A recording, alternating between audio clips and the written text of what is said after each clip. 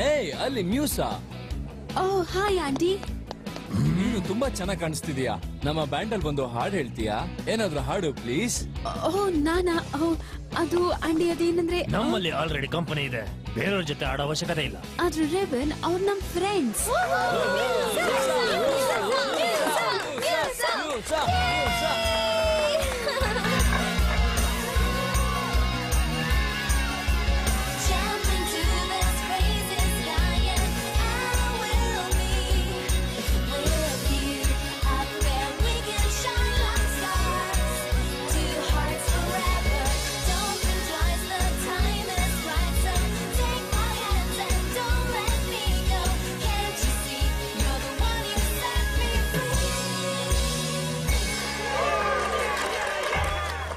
ಅವಳ ವಾಯ್ಸ್ ತುಂಬಾ ಚೆನ್ನಾಗಿದೆ ಅಲ್ವಾ? ಹೌದು, ಅವಳ ವಾಯ್ಸ್ ತುಂಬಾನೇ ಚೆನ್ನಾಗಿದೆ. ನಿನಗೂ ಇನ್ಸ್ಟ್ರೂಮೆಂಟ್ ಪ್ಲೇ ಮಾಡ್ಬೇಕಾ?